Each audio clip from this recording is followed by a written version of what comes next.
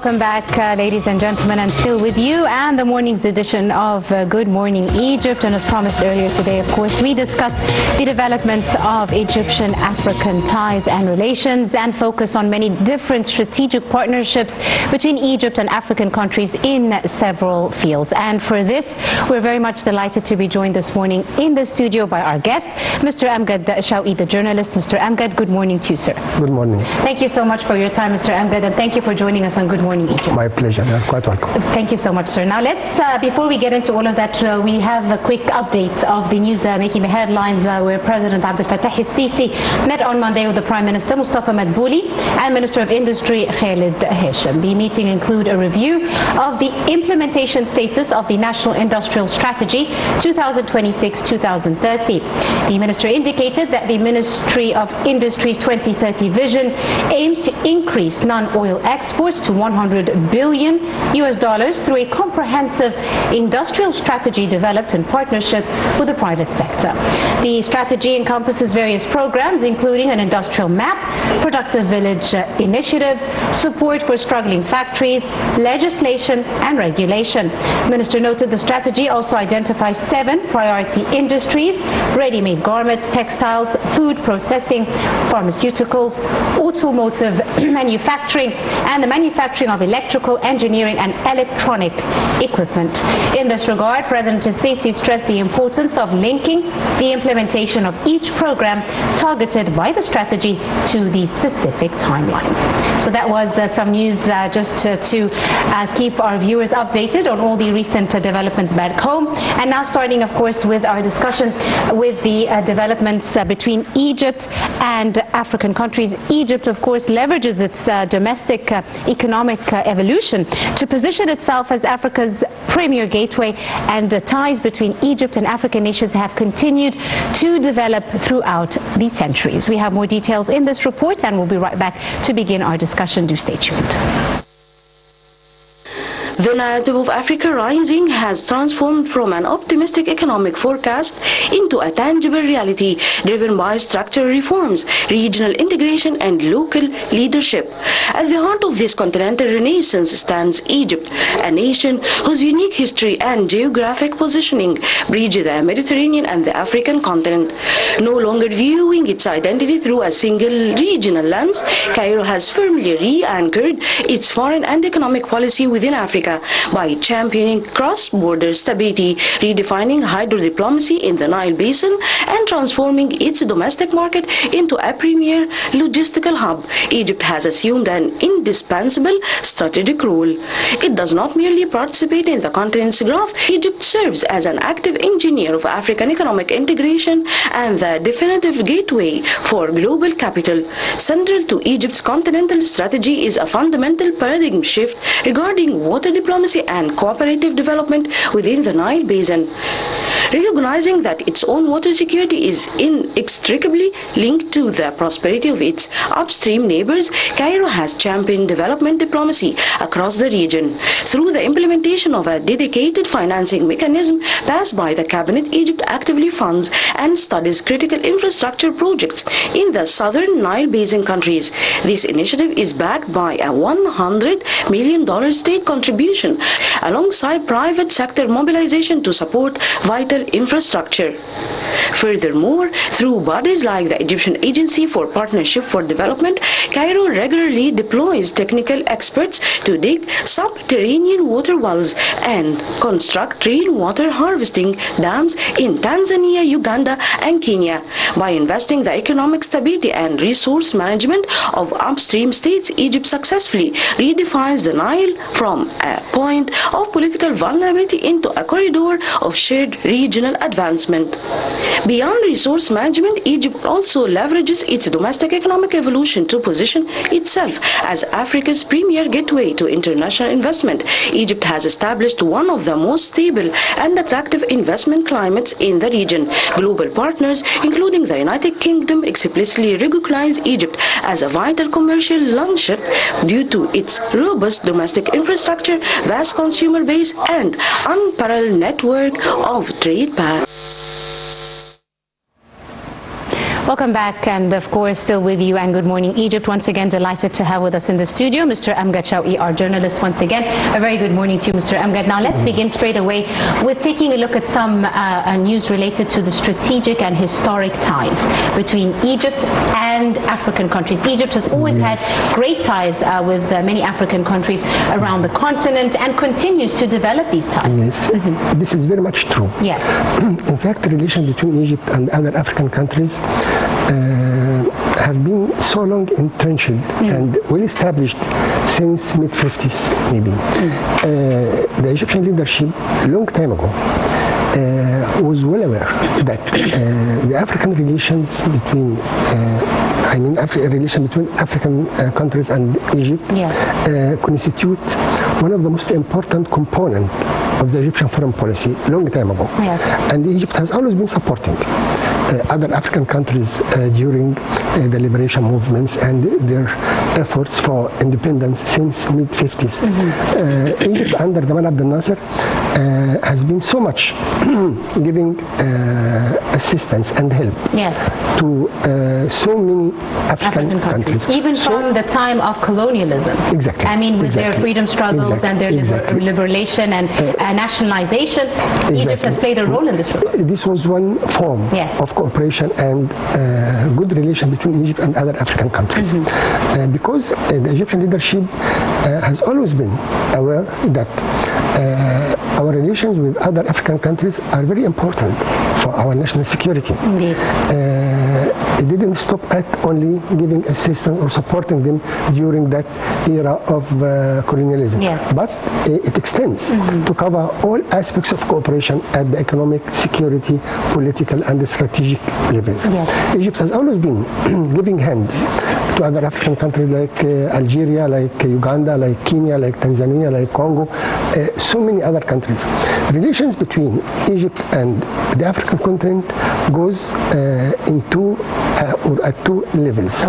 First, at the level of groupings. Egypt has an active member of so many groupings. Like the African Union. Exactly. It has been one of the co-founders of the Organization of African Unity when it was, in 1962, before it turns into the African Union in 2002.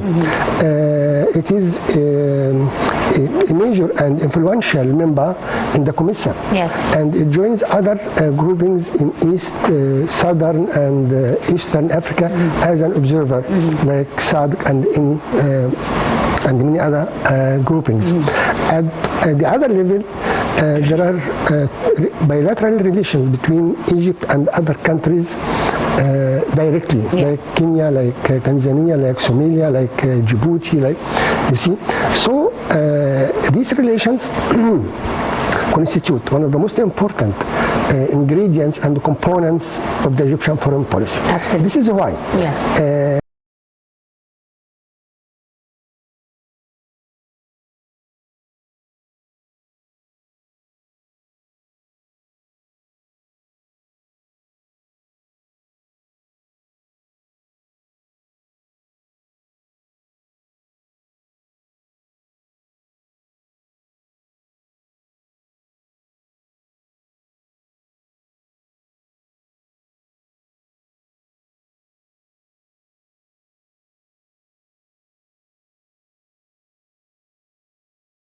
our leadership has contrived mechanisms for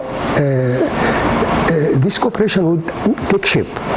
Like the Foreign Ministry's Agency of Partnership for Development with African countries, like the Technical Fund, the Technical Cooperation Fund, which is supporting other African countries. We have opened our doors wide open for African scholars to have training courses in different fields and domains. So cooperation at the various levels is being maintained long time ago, especially that the current challenges and difficulties facing the whole world and especially the African continent, starting with the climate change and then security problems and then conflicts in several parts of the region and the world at large, highlights the importance of maintaining cooperation at the security level, especially that maritime security and the Red Sea security, along with fighting climate change consequences and means of coping up with these developments. So you see that this cooperation is not new. It goes back around 50 or 60 years ago, or even more, between Egypt and other African countries, given the fact that our political leadership was very well aware that this cooperation comes into the best interest of both sides, Egypt and any other African country or grouping. Absolutely.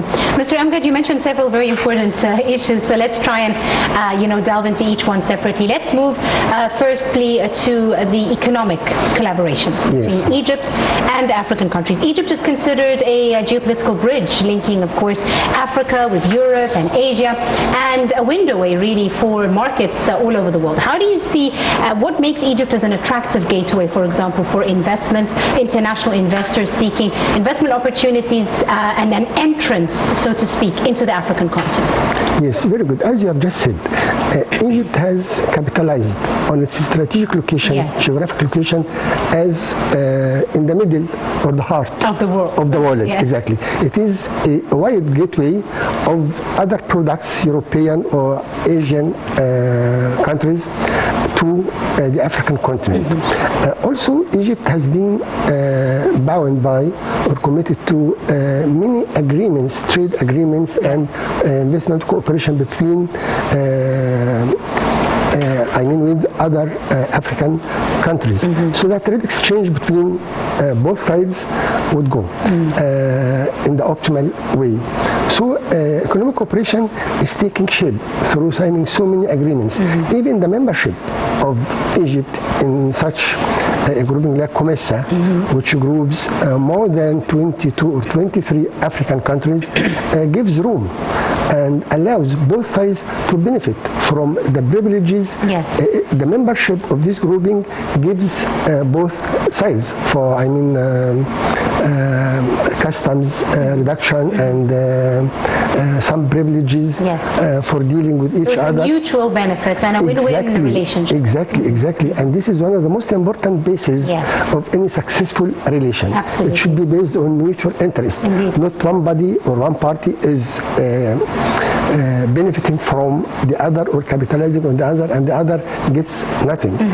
This is some sort of a new mentality or a new mindset for both sides. Because, in fact, we should admit that the sub-Saharan countries always doubt or don't have confidence of outside parties. So we should give them that confidence. We should give them guarantees that we are seeking your own interest as much as we are seeking our own interest. So this cooperation is embodied through signing so many agreements, trade exchange between Egypt and these other African countries, so that both sides would benefit from these agreements. Now, Mr. Amgd, as African countries have moved to change their usual sense of productivity, usually African countries were a source of raw materials, very little industrialization and production happened in African countries.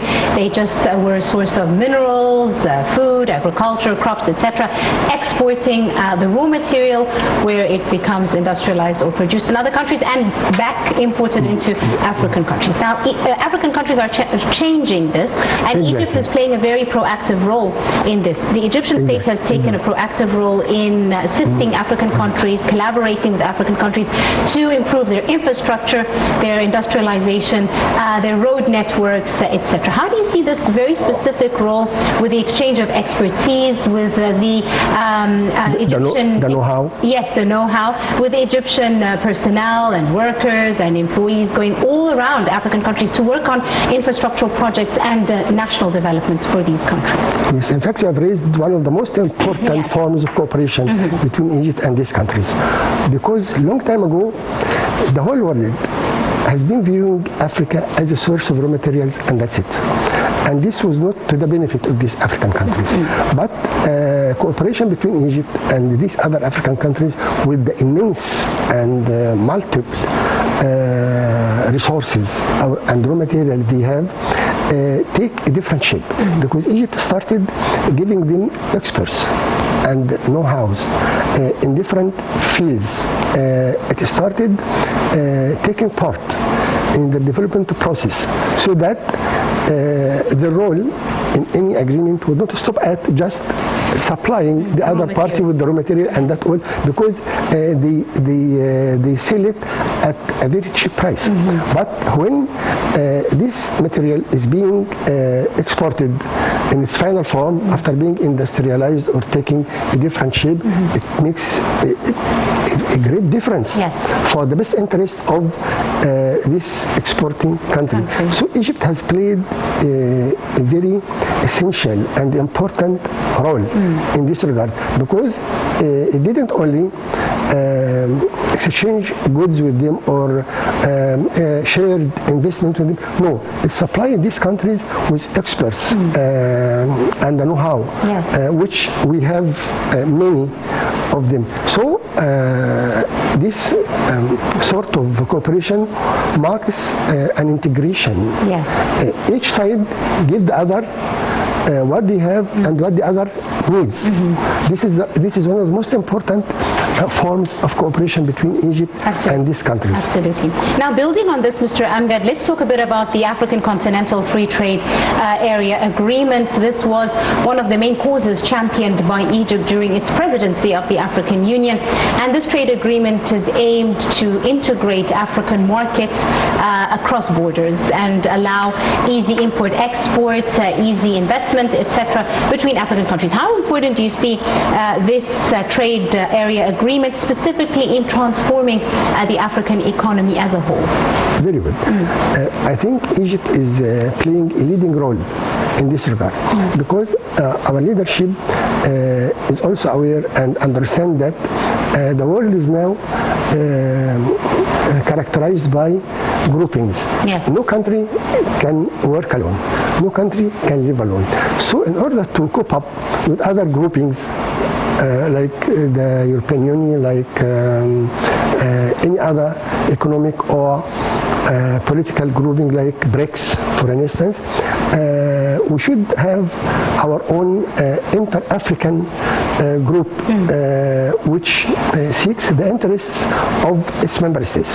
This is why they started thinking of this free trade area, which offers much privileges and advantages to its member states, because the challenges facing the world now requires working how to minimize the cost of transportation, the cost of industrialization, and in this case in particular, and at this point in particular, Egypt can play a very major role in this regard, simply because you have a market of around 100 million people with skilled labor and at the same time cheap labor.